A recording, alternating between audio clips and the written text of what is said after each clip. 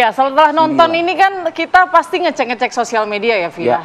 Nah, saya tuh nyari-nyari sih gimana respon netizen Indonesia. Yang pasti Patrick atau Kluivert out itu udah nggak ada sekarang trending di sosial media. Tapi yang menariknya lagi, saya juga masih belum bisa move on. Nama Rizky Ridho selalu di posisi kedua.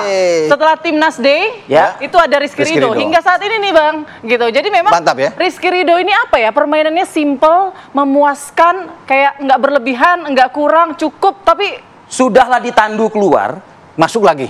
Dalam kondisi pincang-pincang. Terpincang-pincang masuk. Pergantian pemain udah habis. Loyalitasnya? Oh, sudah nggak bisa dilakukan lagi. Jadi kalau melihat Rizky Ridho main kemarin itu sama seperti ketika lawan Australia. Dia tampil luar biasa. Dan dia menggambarkan sebenarnya tidak layak bermain lagi di Liga 1. Dia lebih bagus bermain keluar. Maksudnya Abang, dia menunjukkan sinyal itu maksudnya? Ya sinyal, seperti yang tadi disinyalin itu kan. Kalau pun keluar kemana? Sudah dibuka dengan Oxford. Saya pikir benar juga. Oxford bagus. Hanya ada dua klub yang paling enak untuk dia masuk. Satu Oxford, kedua Como. Como Italia. Kenapa tuh Bang? Kenapa dengan? Karena dua-dua kan lebih sahamnya tertinggi orang Indonesia yang pegang. Oh ya, oke. Ya kan? Oke. Kalau di Oxford ya tahu sendirilah. Yang bisa jawab siapa ya? Oleh Romani. Iya kan, oleh Romani ada Marcelino kan. Tapi kalau di Como, kan artinya orang kita juga. Seorang Rizky Ridho kalau dibesut lagi lebih serius gitu maksudnya ya? Iya, mumpung masih muda kan. Betul. Masih muda. Bagus cara bermain dia, memang sudah mesti bermain di Eropa. Bisa berkembang. Dan dia dipuji oleh Pastor, dipuji oleh Patrick Kluivert. Makanya diberikan kesempatan dia untuk bisa bermain. Oke, Bang Gita? Ya, kalau ngelihat Rizky Ridho sih ngelihatnya gini. Apakah dia main bagus atau tidak kan kita ngelihatnya dari kacamata kita ya. Tapi saya sih coba ngelihatnya adalah Jay Izzes ngomel nggak sama dia gitu. Waktu lawan Australia kemarin kan Australia yang 0-0 itu dia sempat 2 kali diomelin sama Izzes. Apa perkaranya? Dia clearance bagus, dia jemput bola bagus, tapi pada saat dia passing ke depan enggak. Kemarin kan enggak semuanya dia bagus.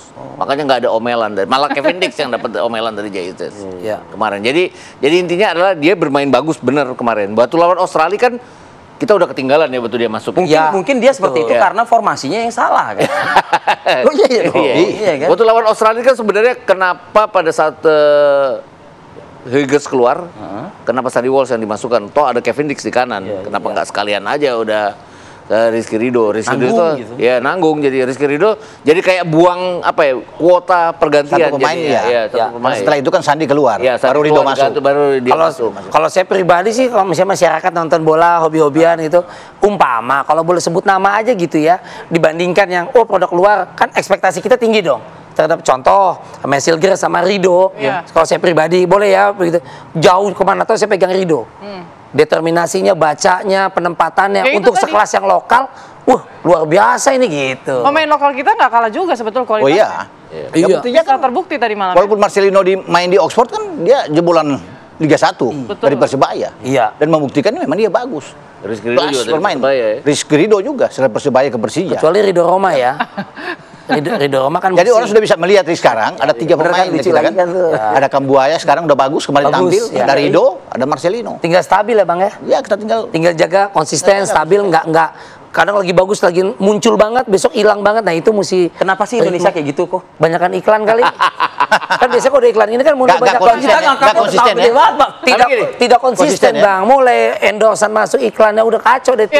Kambuaya itu udah ketebak sih bakal dipakai. Kenapa? Karena waktu Alex Pastor sama timnya datang ke Dewa United 2 kali mereka datang dari Dewa United kan diwawancara sama wartawan sesudah pertandingan terakhir mereka keluar. Ditanya, dia nyebut ada 2 sampai 3 pemain yang akan dipanggil dari Dewa United. Kan kebukti 3 jadinya. Egy kemudian nggak dapat dan Ricky Kambuaya dipakai. Artinya udah dipantau bahwa sudah dipantau bahwa Ricky Kambuaya ini akan sangat berguna buat timnya Patrick Kluivert dan kawan-kawan ini, dan ya cepat apa lama dia akan dipakai dan terbukti dipakai jadinya. Menarik tadi Bang Riko bilang tidak konsisten ya sebenarnya, apalagi terutama kalau kita main di luar kandang gitu ya, memang agak berbeda ya. Away gitu ya, kita away-nya nggak bagus emang ya. Kenapa itu? Masalah karena kalau saya pribadi, mungkin masalah mentalitas, mungkin ada pressure, ada ekspektasi terlalu tinggi, nggak cuman masalah istirahat, jet lag, strategi segala macam ya, strategi yang kurang tepat segala macam. Kalau saya lihat juga kadang-kadang gini, jangan sampai amit-amit cabang baik ini siapapun, oknum misalnya jadi merasa star syndrome. Menjaga konsisten ini kan Anda kan mesti tetap disiplin, latihan yang baik, dengar instruksi pelatih, jangan cepat berpuas diri. Nah kayak gitu-gitu jangan sekarang lagi muncul banget. Alhamdulillah nih tapi besok seolah hilang banget gitu. Nah, ini bisa karena strategi atau dukungan temannya juga bisa berpengaruh. Tapi secara individu, ayo tetap fokus. Di dunia sepak bola lu dan negara butuh lu nih, masyarakat mendoakan lu, dan ayo lu juga sayang sama diri lu ya, jangan yang ajaib-ajaib, jangan yang aneh-aneh, itu aja paling. Ini pengalaman 2010 dan seterusnya itu kayak gitu soalnya ya. Gitu ya. Ya nggak tahu senangnya sama Rico nih. Mengkilap banget, besok hilang, cepet puas gitu, jadi kayak sangat-sangat amat menjadi seorang Messi kali ya, Ronaldo gitu. Nah itu mesti dijaga. Bicara soal mental tadi kok, apakah juga pengaruh? Jujur ya Bang Ropan dan juga Bang Gita ngelihat tadi malam stadion GBK kita itu kursi kosongnya nggak kelihatan Bang. Kursi kosong nggak kelihatan. Menurut Rico ini emang karena ini juga kah pemain timnas kita tuh merasa kayak dapat kekuatan gitu ya? Ada 1-0 kursi Bang. Kalau Abang perhatiin itu buat kalau Marcelino bikin gol udah disiapin begini. Sayangnya nggak cetak. Asis saja kan saya. Ya penuh banget 69.599. Hampir 70.000. Dan itu yang membuat semua pemainku termotivasi karena dukungan yang luar biasa. Bisa jadi dukungan luar biasa banget Bang. Ya, tapi kan kita harus melatih mental juga bahwa tidak selalu kita seperti itu. Tidak selalu seperti itu. Gimana Bang? Tapi kita juga bermain di luar kan bagus. Buktinya hampir menang melawan Bahrain kan. Sebelum ada gol di injury time itu terjadi kan. Draw lawan Arab juga di sana. Jadi sebenarnya mental itu sudah ada. Arab kan banyak juga yang nonton secara migran kita banyak juga.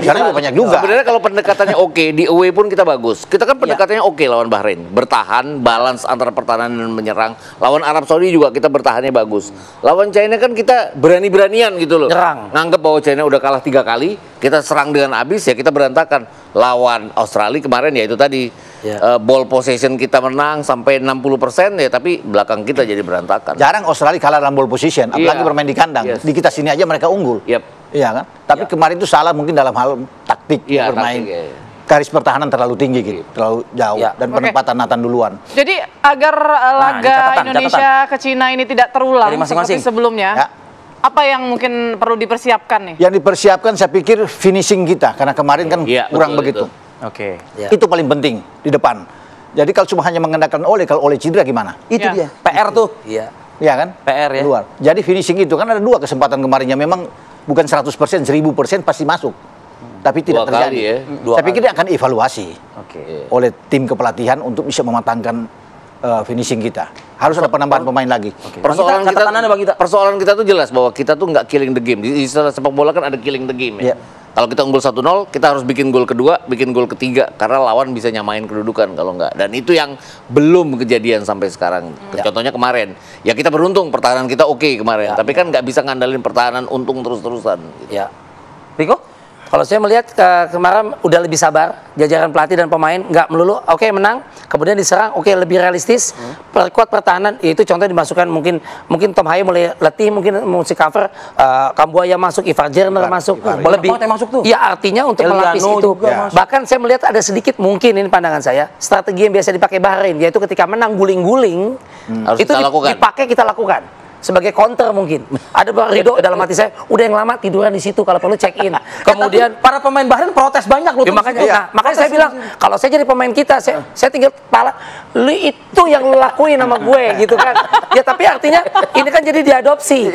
Ya artinya nggak buru-buru dengan Kapten Bang J yang cukup tenang. Ayo lebih sabar, kita udah menang, 5 menit lagi nih. Saya senang kok, waktu ada penambahan 4 menit kan, time itu, dan kemudian ada terjadi pemain-pemain kita kan. Itu saya bilang jadi itu potret buat kalian semua ya. Saya bilang, saya ketawa, saya bilang baru rasain ini. Harus begitu. Betul, itu kalau lagu Krispati, bila rasaku ini rasamu. Masih. Saya sudahi dulu ya. Boleh ya. Terima kasih Rico Ceper. Sukses untuk Anda Bang Gita Suwodo. Terima kasih Bang. Sama-sama. Terima kasih semuanya. Sukses selalu.